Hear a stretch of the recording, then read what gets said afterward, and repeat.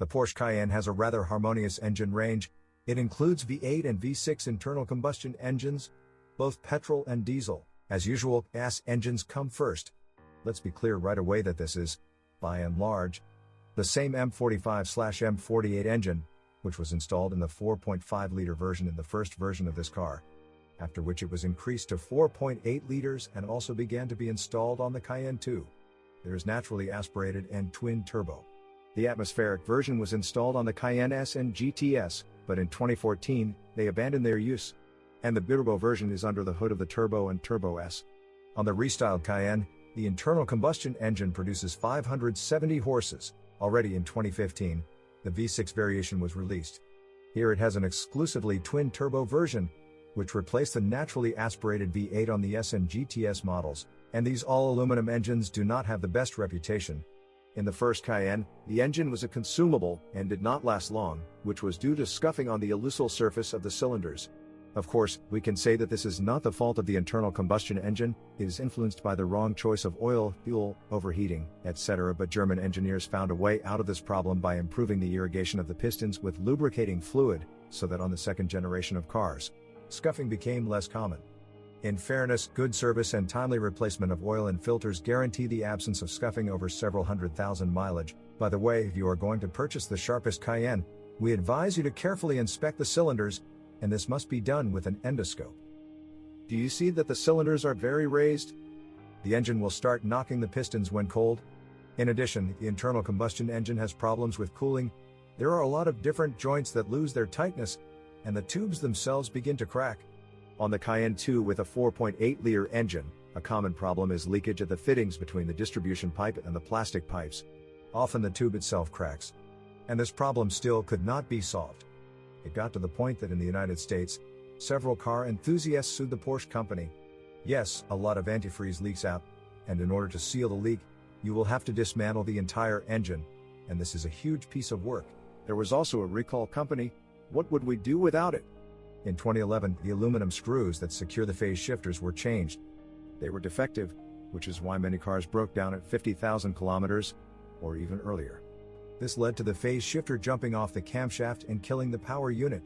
Defective screws differ from improved ones even by eye. The defective ones have a pin for the Torx head, while the improved ones come without a pin. Regarding the chains on all internal combustion engines, the Cayenne rarely lasts longer than 200,000. Listen carefully to their ringing after you start the car when cold.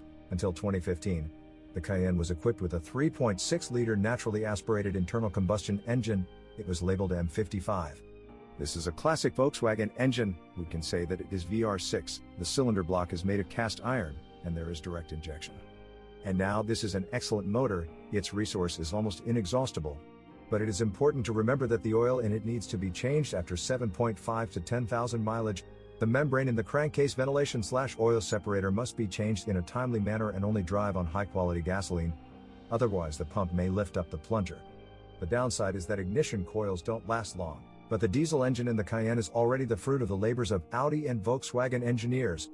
A large V8 with 381 horsepower is an analog of the CKDA engine, which can be seen under the hood of the Q7 and Touareg. And this is a very well-made resource engine. But already at 250,000 the timing chains will have to be replaced. Before this, you will almost certainly be faced with replacing the crankshaft damper pulley and the EGR valve. But other than that, everything is great. And the fuel system is generally beyond praise.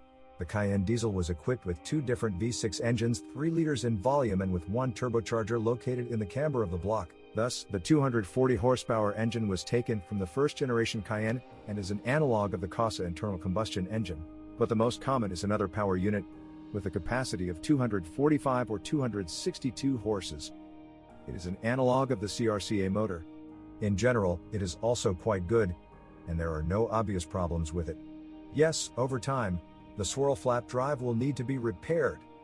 The front crankshaft oil seal will have to be replaced, and fogging will need to be eliminated, on the timing cover, on all valve covers, on the oil supply pipe to the turbine, and from under the oil filter cup. There is also a problem typical for German V6s, with where the heat exchanger, which is located in the camber of the block, begins to leak.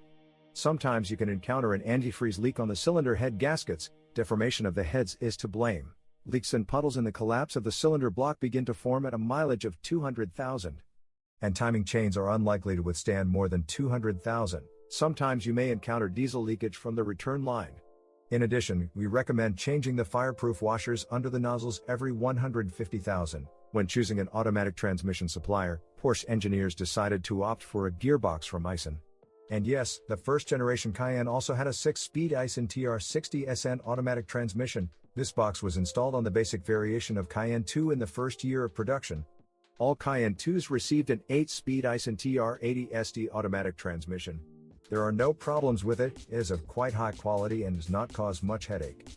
It can easily reach 300,000, even with a Turbo S. Moreover, there are often situations when an automatic transmission can reach 500,000 without any breakdowns.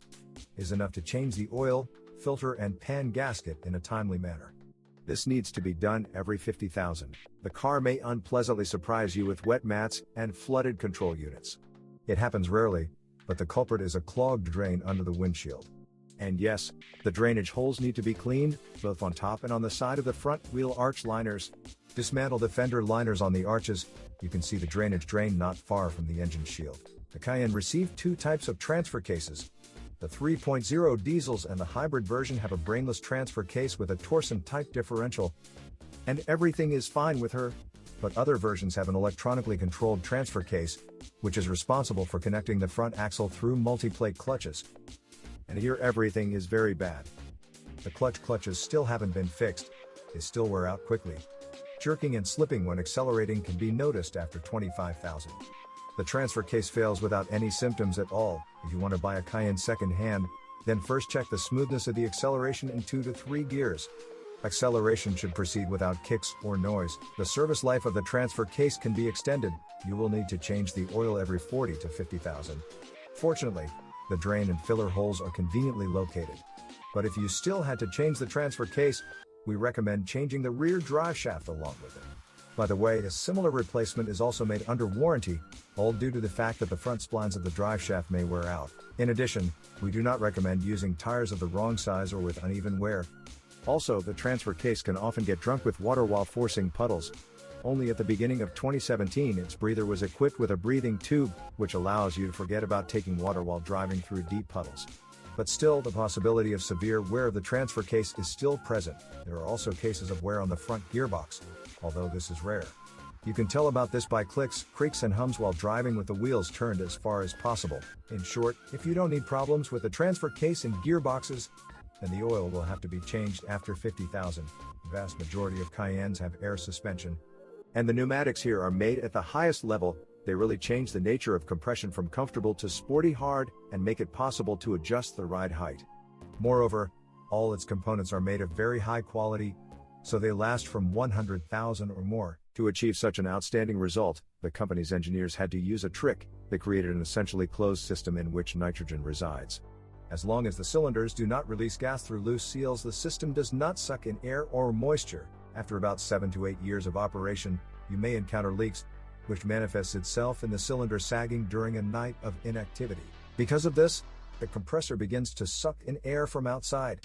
In principle, this is not such a problem, but in winter, at critically low temperatures, the air suspension valve block will almost certainly freeze due to accumulated moisture.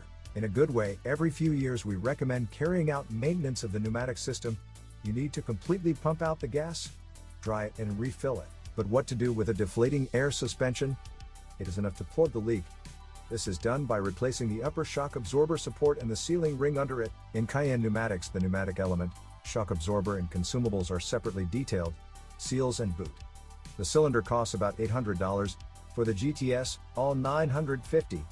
Shock absorbers, about $650. But passive suspension shock absorbers are a little cheaper. Original spare parts cost $600. And for the rear suspension, you can find high-quality third-party shock absorbers for $160 to $180. The car we are considering today is equipped exclusively with a hydraulic steering rack, only it can be passive or active. And if active stabilizers are installed on the car, then the hydraulic system pump is tandem. Simply put, it pumps hydraulic fluid not only for the rack, but also for the stabilizers. Everything is fine with the power steering pump. But if you do not replace leaky cuffs in time, then over time you will have to repair the steering rack. it is best to change the oil every 2 to 3 years. In the most extreme situations, the filters in the tanks begin to become clogged, which will cause the pump to wear out more quickly. It is also worth adding that if the car has an adaptive steering rack, then the tank must be changed, since there is a filter right in it. Silent blocks, like all suspension arms, calmly pass from 150,000. But if at about 80 to 100,000 you hear knocking in the suspension, then this is due to wear on the stabilizer bushings. The original spare part costs about $10. There are a pair of levers per wheel at the front. Lower control arm bushings and lower shock mount are sold separately, but you won't find ball joints separately from the levers. Many non-original manufacturers produce both levers and lower silent blocks, but a factory spare part will cost you $350 to $400. The rear wheels are suspended on 4 levers at once. As practice shows, the camber linkage is the first to fail. And here the choice is simply colossal. There are not only original spare parts, but also a great variety of alternative options for levers and silent blocks. But only the original lower wishbone is on sale.